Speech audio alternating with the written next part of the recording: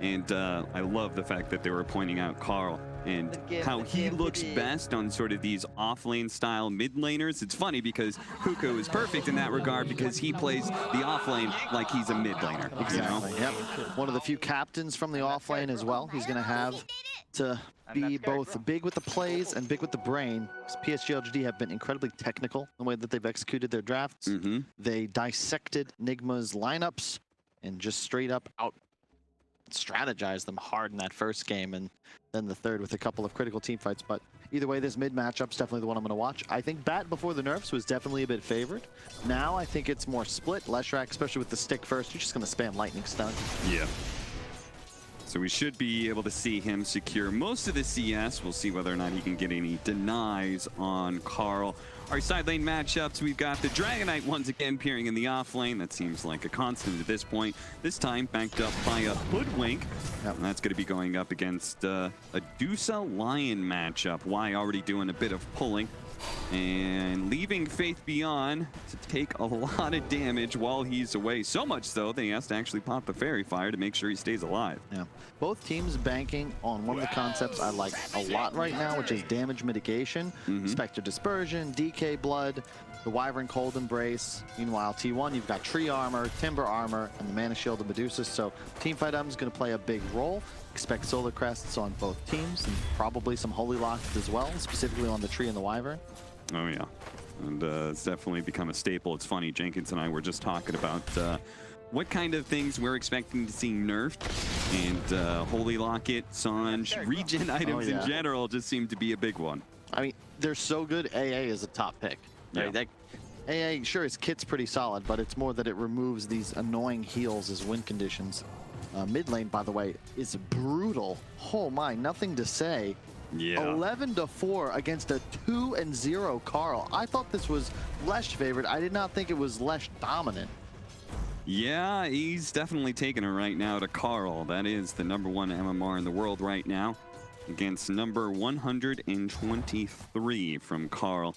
Of course, T1 does have the numbers to back it up thanks to 23 Savage. He's number 4 in MMR right now. That's a lot of MMR, Cap. It is a lot of numbers. Yeah, we shall see. Expect a more static laning phase. Forgot to mention as well the DK Dragon Breath. That was actually the biggest theme with the damage reduction. It's actually incredibly effective against Medusa if you don't have a method of cleansing it off yourself. I think anytime you can reduce DPS of spread damage carries, it's super effective. And it seems like the Spectre's faring pretty well here in this bottom lane. We saw this matchup before. Spectre versus Timbersaw. I think it was Poyoyo we were watching, right? As the Spectre was just able to seemingly have a nice 1v1 against the Timbersaw with very little problems. Here, he still has the Hoodwink kind of hanging around, but that's just because there's not much else to do. Right now, mid lane doesn't need the help. I believe Hoodwink as well has the highest win rate with over 10 games played in this tournament so far, which is very odd when you think about it, but I think all of us were saying the hero was just not good. However, it's been primarily good teams playing it, notably EG. Yep. And here, of course, PSG.LGD. Getting a little pull action here, just trying to deny the Timbersaw as much as they possibly can, but truthfully, X picked up from Whitemon. That was... Did he get level 2 just then? He might have gotten off a neutral creep dying. I wasn't actually... No. I don't think so. Got a lot of XP. I think he maybe just held the point. Yeah. Typically, Lions will have the point and drain mana, but if he hadn't seen that, that was a bit of an interesting move there by TI winning Wyvern. Open up the easy camp too, just before the 4-minute spawn. So you can see both of these safe lanes are dealing with an offlaner that's hard to just keep out of experience range. Nice deny there from Shinkyu on the water rune. So instead, they got to try and take advantage of creep pulling as much as possible. That's the only real thing they can do. Yeah, and well, I say that, but they're gonna try lane here.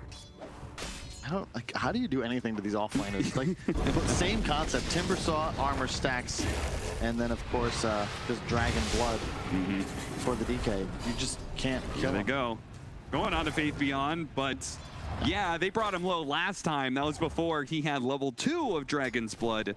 Much different kind of quest now. And bottom, it's not great for Ame, but until Cuckoo's level 6, he can't really pressure him too hard. It's just really annoying. I'm curious to see where will he go after this. It's tough to play into the Medusa lane, especially if there's a tree just camping it.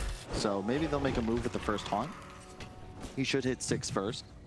I like how that bushwhack does nothing but help him secure an easy camp CS. That is the use of that mana to secure 20 gold and take 20 gold away from the Timber Saw. That's about as best as Jin-Q is working with right now.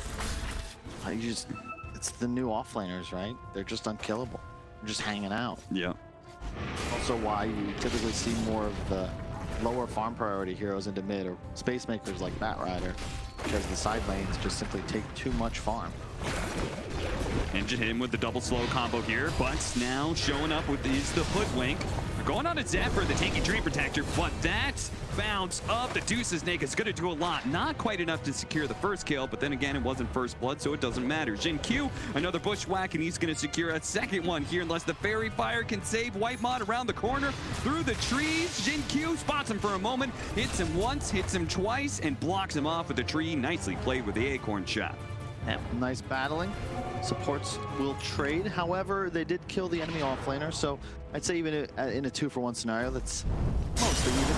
Carl, he's got lasso, and I think he may try and go for an extra kill here with this haste rune. Never mind, he's got to use this extra bit to try and finish off Jin-Q, but the bushwhack, he needs another hit, and that wasn't enough either. There was still a Fairy Fire left. Oh, that was lame indeed. Carl, he thought he had a guaranteed kill, maybe even a second one, but it's denied to him. Meanwhile, Zephyr in the mid lane trying to run down his brambles to stay away from Nothing to Say.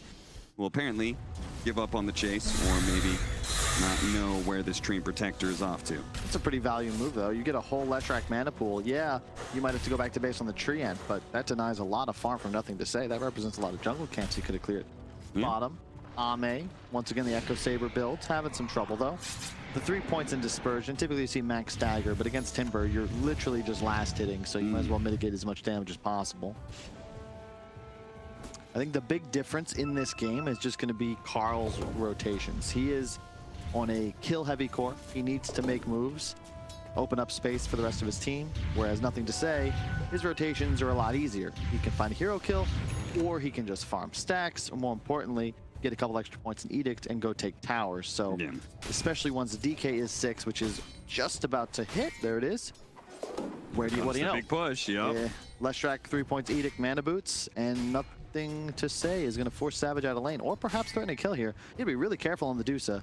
This is going to be hard for a Dream Protector to deal with. You can deal with one, but not both. As Living Armor is only going to do so much good here. Even pulling the creep wave off the tower is only going to help you so much. As the assault on this tier 1 safe lane begins in T1. Well, normally it would be the thing, okay, you just give up this tower, right? But with a Dream Protector, you kind of want to fight as much as you can for every single tower you've got. I think Lesh is actually so good against Tree for that reason, because you don't swiddle towers. They're going to try and go for it. Carl, he's going to show up here. They got the Brambles to be able to keep Nothing to Say back while they lasso up and finish off Faith Beyond. It may have gotten the tower, but it does cost Faith Beyond his life. Let's check in on bottom. Timbersaw and Spectre still just annoying each other. Cuckoo tanking everything. Has a hood.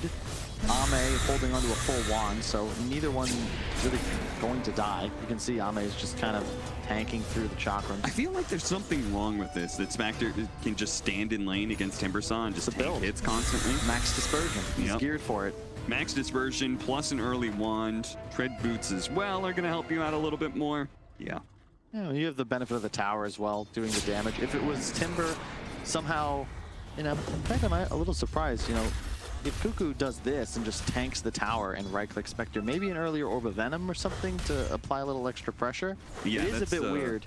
I believe that's what Curtis said, was early Orb of Venom is the go-to for Timber against Spectre, because you hit her so much. Yeah. You kind of need that slowdown. Zephyr going to be caught out here. No tower to retreat to, and no trees to hide away in. Zephyr hop by, Nothing to Say. Lesh has always been my favorite answer to the Treant. It used to be that you also burned through the armor. Yeah, the charges that were there. It's enough magic pressure that ignores it, that it's still valid, but it's more about the way it's played. DK, you want to slow push towers. Leshrac in one edict can do 80% of a tier 1's health. So it's a lot harder to set up properly, puts a lot more pressure on preemptive rotations on the side of T1 if they want to defend their structures. Do you feel like there is something, a bit of a weird meta going on here, where both Hoodwink and Treant Protector, they have a similar mechanism that is very, very unique to them? They can play inside the trees on the side lanes. And Jin Q, well, unfortunately, trees won't really be a savior against a Timber Saw. Yeah, but, you know, I think you're all right with this if you're Ame. You got 9 minutes out of the laning phase. Yeah. I think that's all you were really going to be able to hope for, and he's just been pretty much chilling in the jungle since. Question is, how do you look at the Medusa versus Spectre matchup? I think it's really about two waves that crash into each other. Which one breaks? If you have the Manta Diffusal on Spectre, you can get on top of 23.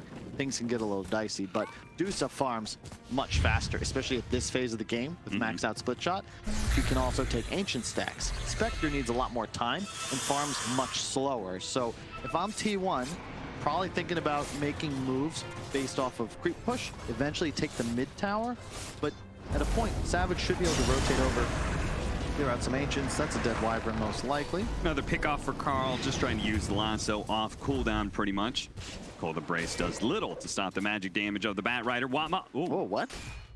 Slightly off the mark there. And somehow it didn't manage to land in the AoE of that tree. Back to the bottom lane goes Ame.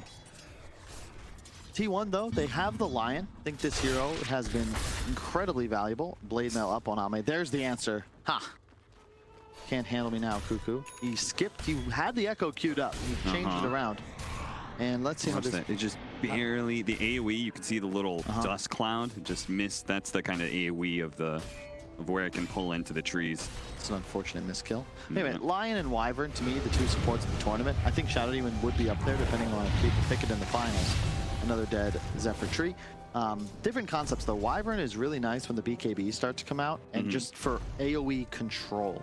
Lion, incredible burst, and game-winning lockdown at times, especially on heroes like Lesh. And you combine that with the Bat Rider, all the control T1 needs they've got, and theoretically, Tree can be very effective against Spectre. A good root will nullify the entire haunt duration, all illusions get locked down, and it's very nice with the Deuce to have that sort of area control. Looks like they're going to try and punish this Timber Saw for once. Cuckoo, is he aware? It does seem like it anyway. Backing off for a bit. He's going to be a hard kill either way because of the fact he's got this Hood of Defiance and I believe a higher level Timber Chain. Yeah, and I just noticed, you know, speaking about the tree armor as much as we have, Zephyr's skipped it. He has maxed out Nature's Grasp. Yeah, so I've more seen a about, couple of these. Yeah, playing with the Bat Rider and for disable, so his Timber can actually get full damage off. I think it's also the best way for Treant Protector to be able to farm side lanes. True. If you can't actually defend your towers, like you were saying against Leshrac, you know, you want to be able to have that maxed out Bramble, so you could just throw it out. It'll give a decent amount of CS, always pushing away. Yeah. He has been killed so many times trying to do that, so now he's going to try and join his team. Carl looking for that opening, but isn't going to be able to find it. Instead, he Yules the Split Earth and then a Dragon Tail Stud. That's where he's going to find it's death. Cuckoo, Timber Chain through most of PSG.LGD, but is unable to have enough damage to threaten anybody as PSG.LGD, off of that initial pick off of the Bat Rider, easily win the fight. Yeah, really nice move there. Fortunate for T1, they just got caught.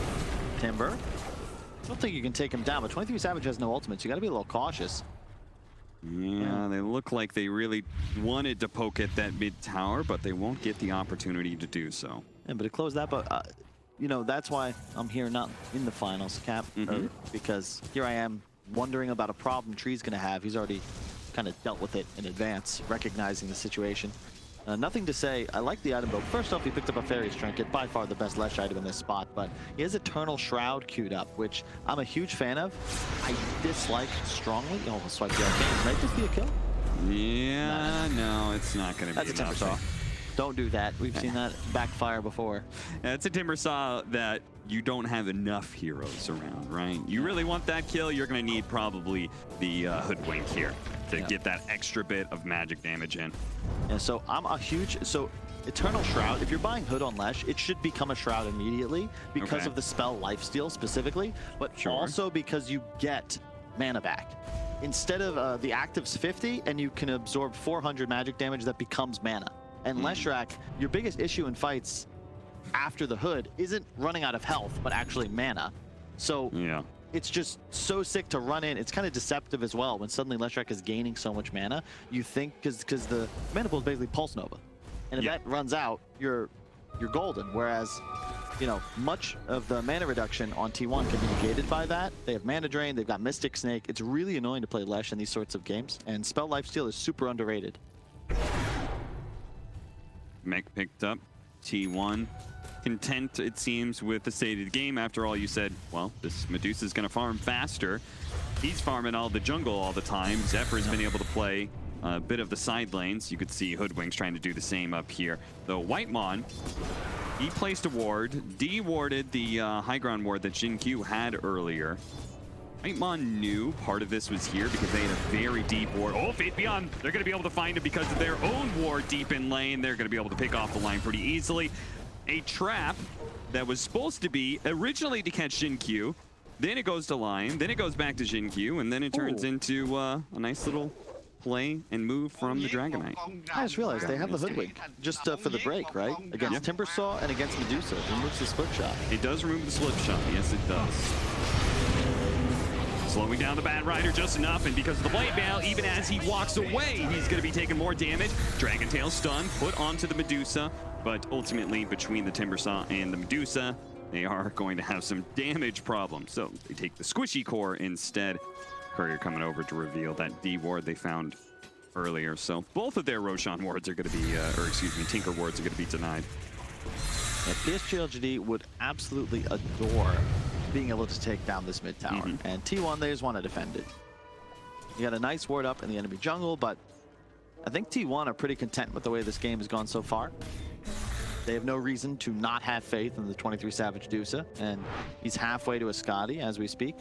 Pretty big. Again, we keep talking about these HP regen mechanics. Yep. Very good to have the Scotty debuff on heroes that have high regen or spell lifesteal or have a Wyvern on their team. Which is kind of all three of their cores. Even Spectre makes use of regen to some extent because of how tanky she is. So certainly the Leshrac and Dragon Knight will be feeling that burn a bit. Cuckoo playing a little bit loose here, trying to stay in front of this push, but not overcommitting, and it looks like he's been caught anyway. Hoodwink shot helps finish him off. They do manage to get the stun onto Leshrac, but nobody else can really follow this, as that would just be the Bat Rider, but he's currently being zoned out between the Wyvern and the Dragon Knight. And this is the big time we've seen on all these offlane DKs, the Blink Dagger. You got a bunch of follow-up stuns as well, so it's just suddenly PSG.LGD's timing. They get the mid tower.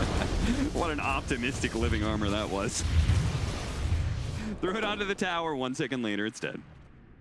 And I just love, I'm telling you, nothing to say. This guy is a genius. Going now for the Kaya Sanj. Yeah. Status resist, HP regen and lifesteal amp, and spell lifesteal amplification. Spell lifesteal. It's like this crazy regen style of build, and it's going to be really interesting to see if T1 has the damage and time to deal with this. They need the Scotty, but I'm worried that they don't have enough sustained DPS. There's a lot of pressure on Cuckoo's Timbersaw here. He's going for just the straight up team fight items, you know? Good mech. Oh, they got him.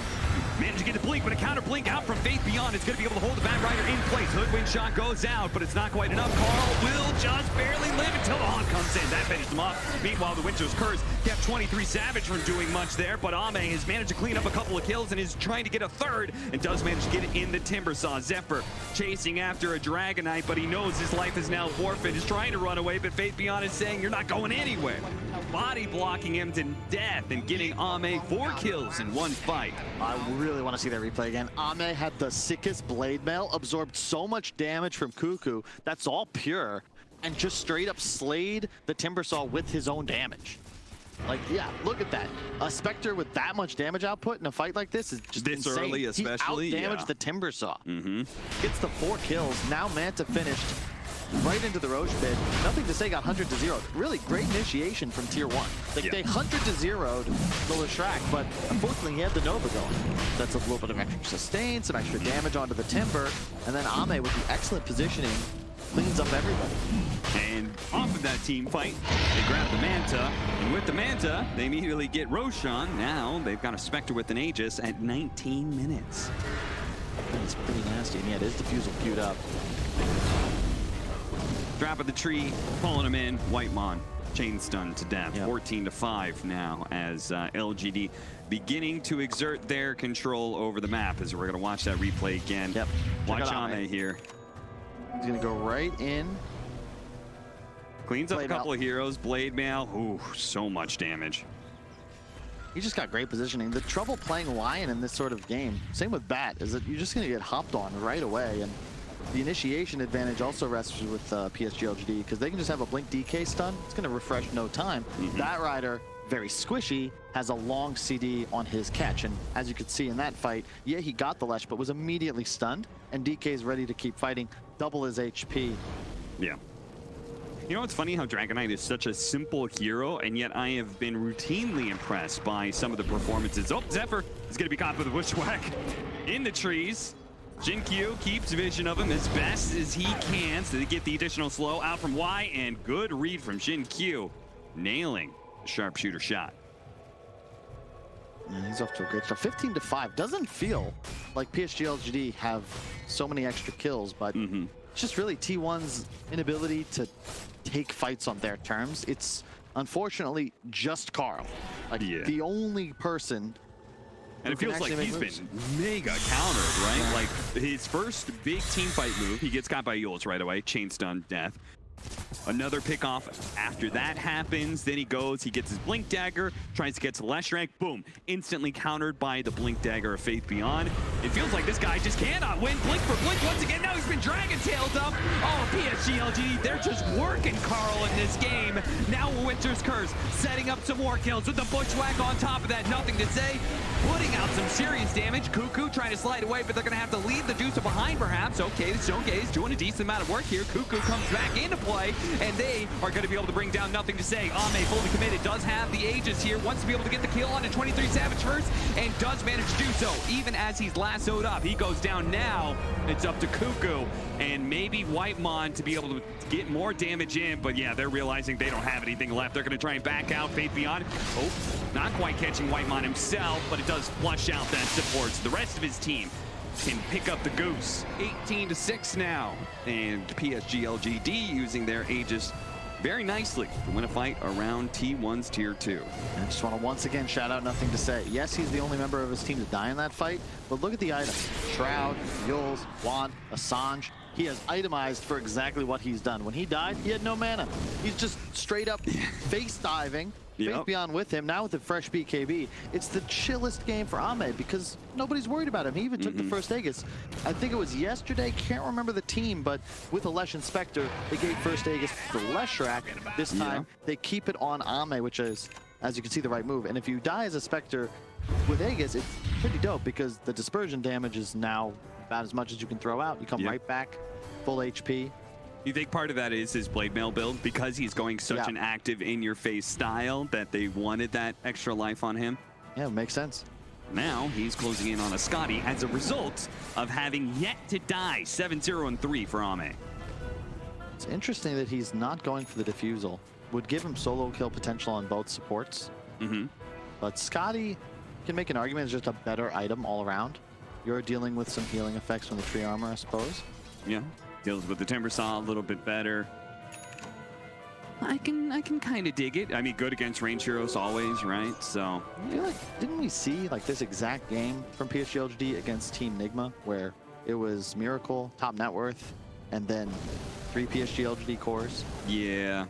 But, I don't know. T1, they're not out of it. Like, Deuce in the late game is a threat for sure. It's just the trouble they have starting fights. Like, what is the move they're going to make? It all comes down to a lasso, and there's so many heroes. In fact, pretty much every hero on PSG.LGD can interrupt it. I have to say, Zephyr and Carl just not getting to play Dota. No. Right? The Stream Protector has been caught so many times trying to go for the split push, and then Carl, as we talked about earlier, has just been countered every step of the way. An Arcane Root now for Nothing to Say. High Assange for the Timber Saw, so there's a slight upgrade for T1. They're going to need it too. Going to go back for the Aghanim Scepter as he gets the level 20 talent, which I like to be able to see. I think people have been kind of overly forsaking the Aghanims just because the talent change. Yeah. It's still one of the reasons I think you pick the hero. It just takes a little bit longer before it's truly online. White Mon. Okay. They're going to turn back towards mid. PSG.LGD just obtaining control of the high ground. And obviously T1, they know they're up to something. There's the blink on the line. So finally, another tool to potentially start fights. The Treant also has one, but I think he's going to look to use that later in the engagement. You want to make sure that the Spectre has at least used his Manta. And you wouldn't mind if a couple BKBs get popped as well. It's really just for that slowing down of the fight. DOTA prospers if you can burn out a lot of these big cooldowns. The Leshrac mana pool, the Curse, Haunt. If you can just live, everybody stays alive. Yeah. And that has been kind of a bit of the problem, right? They were able to hold on to their tier 1 towers because Timbersaw, DOTA would not die, but every single time it felt like maybe the Train Protector was getting caught, the Bat Rider wasn't surviving. We desperately need a BKB. 23 Savage going to be found. Not by himself, though. A beautiful Earth Spike going to be able to catch dude. Zephyr's going to be able to follow up the Overgrowth. Now they've got the lasso onto the Dragonite. They're going to focus every bit of attention they have to be able to kill Faith Beyond. But Ame does manage to clean up one support, and now they're going to chase after 23 Savage. Bushwhack actually does manage to catch Zephyr, so he's going to fall next. Nothing to say, getting in front of 23 Savage, making sure he knows he has to stand and fight. And this is a fight that's going to be hard to win, too. Another Bushwhack controlling up 23 Savage, cuts the tree, but it's too late. He's dead. Timbersaw pulled back in by the Winter's Curse. That'll lead not just to the Timber's death, but the Bat Riders as well. Nothing to say. He's insane.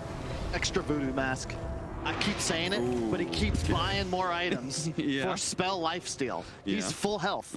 He is full health in the fight. The ideal Cold Embrace target as well for his Wyvern, because so long as he's cast his spells, he's still dealing near full damage in the middle of the fights, just running at 23 Savage. Yes, they lose the DK, but consider how many spells and how much time T1 have to spend to kill any of these PSG.LGD cores. They're playing in a way. Look how aggressive everybody is.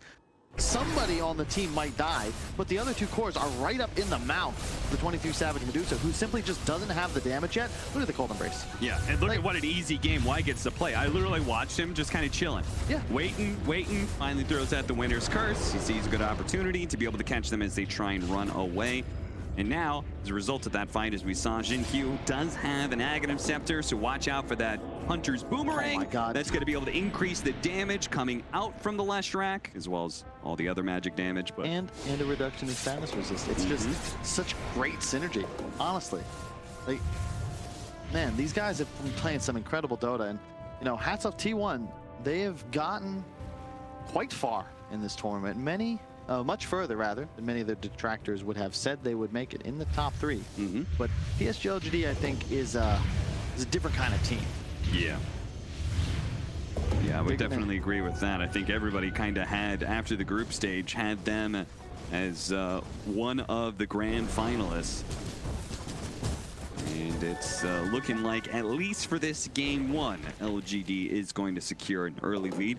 11,000 net worth. As you said, they keep on building more and more spell lifesteal. Do you think this is a build you should always go on Leshrac, or do you think he's trying to take advantage of the fact that T1 is lacking in damage? It's just very long, drawn-out damage that is coming from T1. Ceremonial ropes, good lord. I think it's a bit of both. I think that this is sort of the best style. Like, you feel the best when you play this way because you can just run forwards. Not gonna let them get anything here, not even the outpost. DOTA coming forward. They do have the Overgrowth plus the Stone Gates. They're gonna be able to at least finish off the Winter Wyvern, but nothing to say. Saves himself a lot of grief with the Yule Scepter. He's just kind of dancing around them. Fortunately, Timberchain managed to dodge a 2-man stun, but the DOTA is being constantly controlled up, unable to get off another round of the Snake.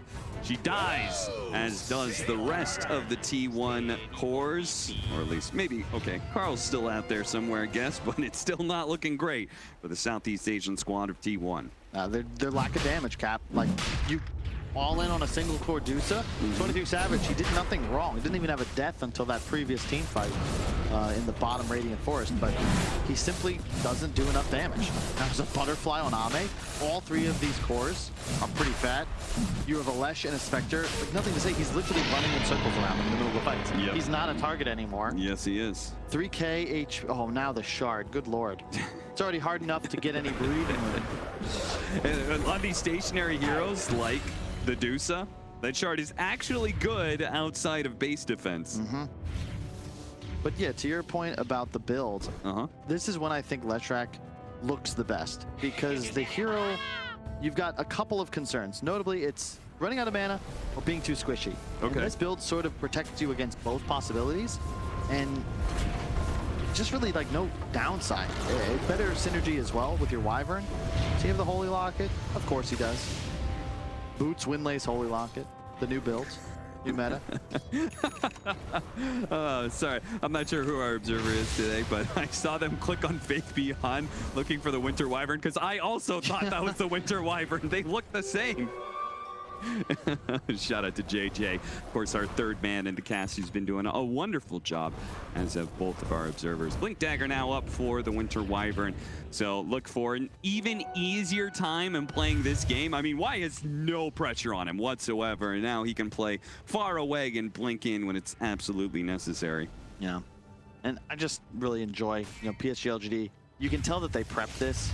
There's a concept that they're going for. Even the Veil picked up by Jin Q. Like the Ags for the DK, again, maximizing the damage reduction, even talenting for it all on the Spectre with both the health and the regen talent. Smoking on up. PSG.LGD invading the triangle, might just be able to catch somebody here. They see Zephyr, Zephyr already flicks away, but they see 23 Savage, man, to get a Dragon Tail, plus immediately the Haunt jump in for the Spectre. Look how much mana they burned away. They chain stunned her, and she doesn't have an opportunity to get off the Snake, to get off the Stone Gaze, and now they're gonna catch even more. Timbersaw underneath his own tier 3, fearing for his life, trying to get away. They're gonna use the Overgrowth to be able to save him. Oh, the Winter's Curse denies the lasso pullback once again. Carl just cannot separate LGD from each other. They are playing together as a squad, as a team, and they will take game one in victory here. Unbelievable. I mean, not much to say about this one. PSG.LGD just near perfection once again. They have somehow gotten better since their group stage. Yep. And it's tough to find flaws. Like everything from the strategy development, the way they're making moves around the map, they kill towers in unison at the right times, that early Roche, just everything is clicking. And I don't think T1 really made mistakes. It felt like that series